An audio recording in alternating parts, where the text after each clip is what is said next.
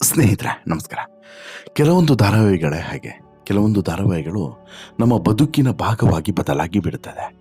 ಅದರಲ್ಲೂ ಕೂಡ ಈ ಧಾರಾವಾಹಿ ವೀಕ್ಷಕರಿಗೆ ಇದೆಯಲ್ಲ, ಕೆಲವೊಂದು ಧಾರಾವಾಹಿಗಳು ತಮ್ಮ ಮನೆಯ ಕಥೆಯ ರೀತಿಯೇ ಅನಿಸ್ಬಿಡುತ್ತೆ. ಅದೇ ರೀತಿ ಜನರ ಮನಸ್ಸಿನಲ್ಲಿ ಮತ್ತು ಜನರ ಹೃದಯದಲ್ಲಿ ಜಾಗವನ್ನು ಪಡೆದಿರುವಂತಹ ಧಾರಾವಾಹಿ ಅಂತ ಹೇಳಿದ್ರೆ ಅದು ಭಾಗ್ಯಲಕ್ಷ್ಮಿ ಧಾರಾವಾಹಿ. ಭಾಗ್ಯಲಕ್ಷ್ಮಿ ಧಾರಾವಾಹಿ ಸಾಕಷ್ಟು ಕಾರಣಗಳಿಗೆ ಜನರಿಗೆ ಹತ್ತಿರವಾಗ್ತದೆ. ಅಲ್ಲಿರುವಂಥ ಕಲಾವಿದರು, ಅವರ ನಟನೆ, ಅವರ ಆ ಪಾತ್ರದ ಒಂದು ವಿನಿಮಯ, ಹಾಗೇನೆ ಕತೆ ಹೋಗ್ತಿರುವಂತಹ ರೀತಿ ನೀತಿಗಳು ಎಲ್ಲವೂ ಕೂಡ ಕಾರಣವಾಗ್ತದೆ.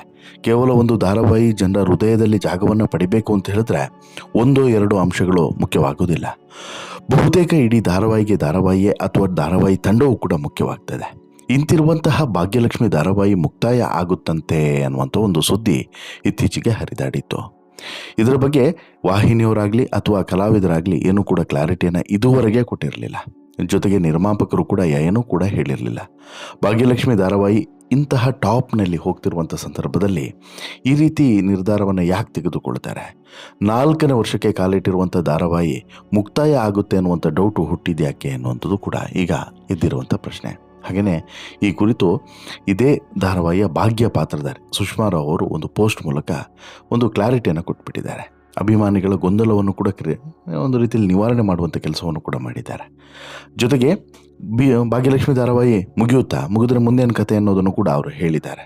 ಹಾಗಾದರೆ ಏನು ಹೇಳಿದ್ದಾರೆ ನೋಡ್ತಾ ಹೋಗೋಣ. ಅದಕ್ಕಿಂತ ಮುಂಚೆ ನೀವಿನ್ನೂ ಕೂಡ ನಮ್ಮ ಚಾನಲನ್ನು ಸಬ್ಸ್ಕ್ರೈಬ್ ಮಾಡಿಲ್ಲ ಅಂದರೆ ದಯವಿಟ್ಟು ಕೂಡಲೇ ಸಬ್ಸ್ಕ್ರೈಬ್ ಮಾಡಿ ಸ್ನೇಹಿತರೆ.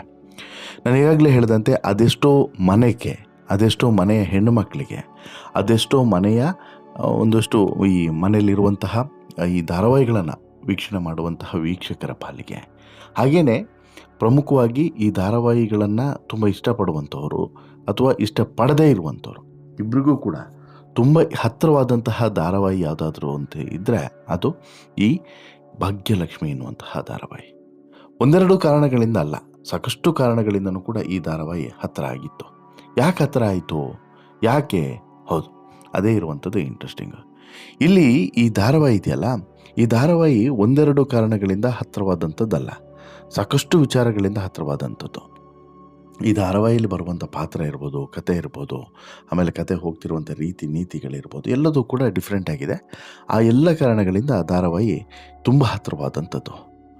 ಆದರೆ ಈ ಧಾರಾವಾಹಿ ಕೆಲವೊಂದಷ್ಟು ಹೆಣ್ಣುಮಕ್ಕಳಿಗೆ ಯಾಕೆ ಮಾರ್ಗದರ್ಶನವಾದಂಥ ಧಾರಾವಾಹಿ ಅಂತ ಹೇಳಿದ್ರೆ, ಗಂಡು ಮಕ್ಕಳಿಗಾಗಿ ತನ್ನ ಸರ್ವಸ್ವವನ್ನೇ ತ್ಯಾಗ ಮಾಡಿದಂತಹ ಭಾಗ್ಯಗೆ ಗಂಡನ ಪ್ರೀತಿಯೇ ಇಲ್ಲದಂತಾಗುವಂಥದ್ದು, ಹೆಜ್ಜೆ ಹೆಜ್ಜೆಗೂ ಕೂಡ ಅವಮಾನ, ಮಗಳಿಂದನೂ ಕೂಡ ತಿರಸ್ಕಾರ, ಅವಳಿಗಾಗಿ ಇದ್ದವರಂತಹ ಅತ್ತೆ ಮಾವ ಮಾತ್ರ, ಅವಳಿಗಾಗಿ ಇದ್ದಿದ್ದು ಅತ್ತೆ ಮಾವ ಮಾತ್ರ.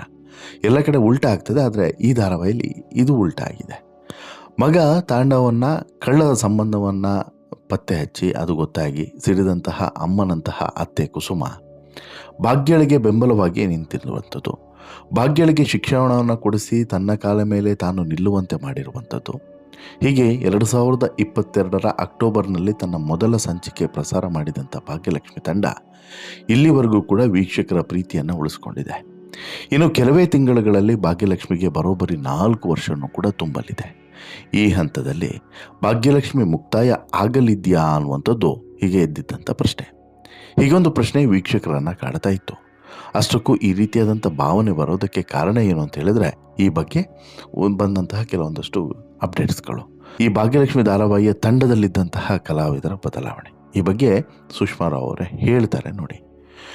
ಭಾಗ್ಯಲಕ್ಷ್ಮಿ ಧಾರಾವಾಹಿಯಲ್ಲಿ ಪ್ರಮುಖ ಬದಲಾವಣೆ ಆಗಿದೆ.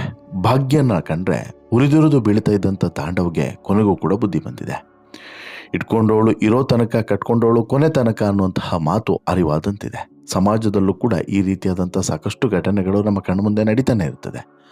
ಅಂತಹ ಗಂಡಸಿನ ಪ್ರತಿನಿಧಿಯಂತೆ ಕಾಣ್ತಾ ಇದ್ದಾನೆ ತಾಂಡವ್. ಅದಕ್ಕೆ ಈ ಪಾತ್ರ ಅಷ್ಟೊಂದು ಪ್ರಾಮುಖ್ಯತೆಯನ್ನು ಪಡೆದಿರುವಂಥದ್ದು. ತಾಂಡವ ಪಾತ್ರಕ್ಕೆ ಜೀವ ತುಂಬಿರುವಂತಹ ಸುದರ್ಶನ್ ರಂಗಪ್ರಸಾದ್ ಅವರು ಕೂಡ ನಿಜಕ್ಕೂ ಕೂಡ ಸೌಮ್ಯ ಸ್ವಭಾವದವರು. ತಾಂಡವ್ಗೂ ಅವ್ರಿಗೂ ತದ್ವಿರೋಧ. ಆದರೂ ಈ ಪಾತ್ರವನ್ನು ಅಷ್ಟು ಜೋರಾಗಿ ಗಟ್ಟಿಯಾಗಿ ನಿರ್ವಹಿಸ್ತಾ ಇದ್ದಾರೆ. ನಿಜ ಜೀವನದಲ್ಲಿ ನಟಿ ಸಂಗೀತಾ ಭಟ್ ಅವರನ್ನು ಒರೆಸಿರುವಂಥ ಸುದರ್ಶನ್ ಪತ್ನಿಗೆ ಹೆಗರಾಗಿ ನಿಂತಿದ್ದಾರೆ. ನಿಜ ಜೀವನದಲ್ಲಿ ಪರಸ್ಪರ ಪ್ರೀತಿ, ಸಹಕಾರ, ಸಹಬಾಳ್ವೆಯಿಂದ ಇದ್ದು ಮಾದರಿಯಾಗಿದ್ದಾರೆ. ಸೀರಿಯಲ್ನ ಪಾತ್ರ ಏನಿದೆ ತಾಂಡವ ಪಾತ್ರದಿಂದ ಸುದರ್ಶನ್ ಕೂಡ ಹಾಗೆ ಇದ್ದಾರೆ ಅಂತ ಹೇಳ್ಬಿಟ್ಟು ವೀಕ್ಷಕರು ನಂಬುವಂಥ ಮಟ್ಟಿಗೆ ಅಭಿನಯವನ್ನು ಗೆದ್ದಿದ್ದಾರೆ. ಆ ಕಾರಣಕ್ಕೆ ತುಂಬ ಹತ್ತಿರ ಆಗಿದ್ದಾರೆ. ಇನ್ನು ಭಾಗ್ಯಲಕ್ಷ್ಮಿ ಧಾರಾವಾಹಿಯ ಕಥೆಯಲ್ಲಿ ಆಗಿರುವಂಥ ಬದಲಾವಣೆಗಳು ಮುಕ್ತಾಯದ ಮುನ್ಸೂಚನೆಯನ್ನು ಕೊಡ್ತಾ ಇದೆಯಾ ಅನ್ನೋಂಥ ಪ್ರಶ್ನೆಗಳು ಕೂಡ ಓಡಾಡ್ತಾ ಇದ್ದಾವೆ. ಹೌದು, ತಾಂಡವ ಪಾತ್ರ ಬದಲಾಗಿದೆ. ಭಾಗ್ಯನೇ ಬೇಕು ಅಂತೇಳ್ಬಿಟ್ಟು ಭಾಗ್ಯಳ ಬಳಿ ಬಂದು ಗೋಳಿಡ್ತಾ ಇದ್ದಾನೆ ಈ ತಾಂಡವ್. ಶ್ರೇಷ್ಠ ಕಡೆಗೆ ತಿರುಗೂ ಕೂಡ ನೋಡ್ತಾ ಇಲ್ಲ ಸದ್ಯಕ್ಕೆ. ಆದಿ ಜೊತೆಗಿನ ಸ್ನೇಹ ನಿಧಾನವಾಗಿ ಪ್ರೀತಿಗೆ ತಿರುಗಿದೆ. ಆದಿ ತನ್ನ ಪ್ರೀತಿಯನ್ನು ಭಾಗ್ಯ ಮುಂದೆ ಹೇಳ್ಕೊಂಡಿದ್ದಾನೆ. ಭಾಗ್ಯ ಮನಸ್ಸಿನಲ್ಲೂ ಕೂಡ ನಿನ್ನ ಸ್ನೇಹದಿಂದ ಎಲ್ಲ ಚಂದ ಅನ್ನುವಂತಹ ಭಾವನೆ ಇದೆ. ಹೀಗಿರುವಾಗ ಭಾಗ್ಯಳ ಮನೆ ಬಾಗಿಲಿಗೆ ಮರಳಿ ಬಂದಿದ್ದಾನೆ ತಾಂಡವ್. ಡಿವೋರ್ಸ್ ಕೊಟ್ಟಿದ್ರೂ ಕೂಡ ಭಾಗ್ಯಳ ಬಳಿ ಬಂದು ಪೀಡಿಸ್ತಾ ಇದ್ದಾನೆ. ಇಲ್ಲಿ ಭಾಗ್ಯಗೆ ಇಬ್ಬರಿಬ್ರು ಕಾಟ. ಒಂದು ಕಡೆ ಆದಿ, ಮತ್ತೊಂದು ಕಡೆ ತಾಂಡವ್. ಇಲ್ಲಿ ತಾಂಡವ್ ನಿಜಕ್ಕೂ ಕೂಡ ಬದಲಾಗಿದ್ದಾನ? ಭಾಗ್ಯಳ ಒಲವು ಆದಿ ಕಡೆಗ ಇಲ್ಲ ತಾಂಡವ್ ಕಡೆಗ? ಇದು ಇನ್ನೂ ಕೂಡ ಕ್ಲಾರಿಟಿ ಸಿಕ್ಕಿಲ್ಲ. ಸದ್ಯ ಈ ಎಲ್ಲ ದೃಶ್ಯಗಳನ್ನು ನೋಡಿರೋಂಥ ವೀಕ್ಷಕರು ಧಾರಾವಾಹಿ ಮುಗಿಯೋದಕ್ಕೆ ಬಂದಿದೆ ಅಂತಲೂ ಕೂಡ ಅಂದ್ಕೊಂಡಿದ್ರು. ಈ ತಾಂಡವ್ ಬದಲಾಗಿದ್ದಾನೆ ಅಂತ ಹೇಳ್ಬಿಟ್ಟು ಕಾಮೆಂಟ್ಗಳ ಮೂಲಕನೂ ಕೂಡ ತಿಳಿಸಿದರು. ಹಾಗೆಯೇ ನಾನು ಕೂಡ ಈ ಹಿಂದೆ ಸ್ಟೋರಿಯನ್ನು ಕೊಟ್ಟಂಥ ಸಂದರ್ಭದಲ್ಲಿ ಕೊನೆಗೆ ಒಂದು ಪ್ರಶ್ನೆಯನ್ನು ಕೇಳಿದ್ದೆ, ನಿಲ್ಲಿಸಬೇಕಾ ನಿಲ್ಲಿಸಬಾರ್ದಾ ಏನು ಅಂತ ಹೇಳ್ಬಿಟ್ಟು. ಬಂದಂತಹ ಬಹುತೇಕ ಕಮೆಂಟ್ಸ್ಗಳಲ್ಲಿ ನಿಲ್ಲಿಸ್ಬಿಡಿ ಅಂತಲೇ ಬಂದಂಥ ಕಮೆಂಟ್ಸ್ಗಳೇ ಹೆಚ್ಚು. ಅಂದರೆ ಅವರೆಲ್ಲರೂ ಕೂಡ ಏನು ಒತ್ತಾಯ ಮಾಡಿದ್ರು, ಧಾರಾವಾಹಿನ ನಿಲ್ಲಿಸ್ಬಿಡಿ ಸಾಕು, ಇನ್ನೂ ಕೂಡ ಏನು ಎಳಿತೀರಾ ಅಂತಲೂ ಕೂಡ ಹೇಳಿದರು, ಹೊಸ ಕತೆ ತನ್ನಿ ಅಂತೇಳಿ. ಹಾಗೆ ಇಲ್ಲೂ ಕೂಡ ಹಾಗೆ ಸಾಕಷ್ಟು ಜನ ಸೋಷಿಯಲ್ ಮೀಡಿಯಾದಲ್ಲಿ ತಮ್ಮ ಅಭಿಪ್ರಾಯವನ್ನು ವ್ಯಕ್ತಪಡಿಸಿದ್ರು, ಈ ಧಾರಾವಾಹಿಯನ್ನು ನಿಲ್ಲಿಸ್ಬಿಡೋದು ಒಳ್ಳೆಯದು. ಹಾಗಾಗಿ ಈ ದೃಶ್ಯಗಳನ್ನು ನೋಡಿದಾಗ, ಅಂದರೆ ಬದಲಾವಣೆಗಳನ್ನು ನೋಡಿದಾಗ ಎಲ್ಲೋ ಒಂದು ಕಡೆ ಮುಗೀತಿದ್ದ ಧಾರಾವಾಹಿ ಅಂತಲೇ ಎಲ್ರಿಗೂ ಕೂಡ ಅನಿಸಿತ್ತು. ಈ ಪೋಸ್ಟ್ಗಳು ಕೂಡ ಭಾರಿ ರಾರಾಜಿಸ್ತಾ ಇದ್ವು. ಇದನ್ನು ಗಮನಿಸಿದಂಥ ಭಾಗ್ಯ ಈಗ ಒಂದು ಬಹಿರಂಗವಾದಂತಹ ಪೋಸ್ಟನ್ನೇ ಹಾಕಿಬಿಟ್ಟಿದ್ದಾರೆ. ಭಾಗ್ಯ ಆಲಿಯಾಸ್ ಸುಷ್ಮಾ ರಾವ್ ಅವರು ತಮ್ಮ ಸೋಷಿಯಲ್ ಮೀಡಿಯಾ ಅಕೌಂಟ್ನ ಮೂಲಕ ಒಂದು ಕ್ಲಾರಿಟಿಯನ್ನು ಕೊಟ್ಟುಬಿಟ್ಟಿದ್ದಾರೆ. ಅವರ ಫ್ಯಾನ್ ಪೇಜ್ಗಳಿಗೂ ಕೂಡ ಈ ಕ್ಲಾರಿಟಿಯನ್ನು ಕೊಟ್ಟಿದ್ದಾರೆ. ಹಾಗೆಯೇ ಅವರು ಇದನ್ನು ಶೇರ್ ಮಾಡಿದ್ದಾರೆ. ಏನಿದೆ ಇದರಲ್ಲಿ? ಹಾಯ್, ಎಲ್ರಿಗೂ ಕೂಡ ನಮಸ್ಕಾರ. ಎಲ್ಲ ಹೇಗಿದ್ದೀರಾ? ಎಲ್ಲರೂ ಭಾಗ್ಯಲಕ್ಷ್ಮಿ ಸೀರಿಯಲ್ ಮುಗಿತಾ ಇದೆ ಅಂತೇಳಿ ಪೋಸ್ಟನ್ನು ಅಪ್ಲೋಡ್ ಮಾಡಿದ್ದಾರೆ. ಅದು ಸುಳ್ಳು ಕಣ್ರಿ. ಭಾಗ್ಯಲಕ್ಷ್ಮಿ ಸೀರಿಯಲ್ ಸದ್ಯ ಮುಗಿತಾ ಇಲ್ಲ ಹೀಗಂತೇಳಿ ಸುಷ್ಮಾ ಅವರೇ ಹೇಳ್ಕೊಂಡಿದ್ದಾರೆ. ಸೀರಿಯಲ್ ಮುಗಿಯಲ್ಲ, ದಯವಿಟ್ಟು ಸುಳ್ಳು ಪೋಸ್ಟ್ಗಳನ್ನು ಅಪ್ಲೋಡ್ ಮಾಡಬೇಡಿ ಅಂತಲೂ ಕೂಡ ಮನವಿಯನ್ನು ಮಾಡಿದ್ದಾರೆ. ಈ ಪೋಸ್ಟನ್ನು ಸ್ವತಃ ಸುಷ್ಮಾರವ್ ಅವರು ತಮ್ಮ ಸೋಷಿಯಲ್ ಮೀಡಿಯಾದಲ್ಲಿ ಹಂಚಿಕೊಂಡಿದ್ದಾರೆ. ಈ ಪೋಸ್ಟನ್ನು ನಂತರ ಫ್ಯಾನ್ ಪೇಜ್ನವರೆಲ್ಲರೂ ಕೂಡ ಶೇರ್ ಮಾಡಿದ್ದಾರೆ.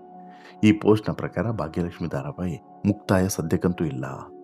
ಪಾತ್ರಗಳಲ್ಲಿ ಆಗ್ತಿರುವಂಥ ಬದಲಾವಣೆ ಹಿಂದೆ ಕೂಡ ತಿರುವುಗಳನ್ನು ಕೊಟ್ಟಿದೆ, ಇನ್ನು ಮುಂದೆಯೂ ಕೂಡ ಕೊಡಲಿದೆ, ಅದರಲ್ಲೇನೂ ಕೂಡ ಡೌಟ್ ಇಲ್ಲ.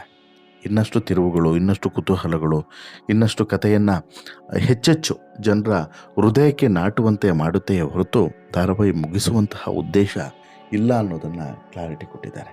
ಅಲ್ಲಿಗೆ ಸದ್ಯಕ್ಕಂತೂ ಭಾಗ್ಯಲಕ್ಷ್ಮಿ ಧಾರಾವಾಹಿ ಮುಗಿಯೋದಿಲ್ಲ.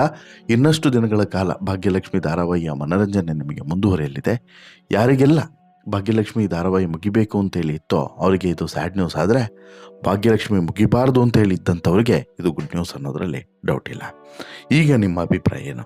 ದಯವಿಟ್ಟು ನಿಮ್ಮ ಅಭಿಪ್ರಾಯವನ್ನು ಕಮೆಂಟ್ ಮಾಡಿ ತಿಳಿಸಿ. ಜೊತೆಗೆ ಈ ಸ್ಟೋರಿ ಇಷ್ಟ ಆಯಿತು ಅಂತ ಹೇಳಿದ್ರೆ ಲೈಕ್ ಮಾಡಿ, ಶೇರ್ ಮಾಡಿ, ಚಾನಲ್ಗೆ ಸಬ್ಸ್ಕ್ರೈಬ್ ಆಗೋದನ್ನು ಮರಿಬೇಡಿ. ಧನ್ಯವಾದ.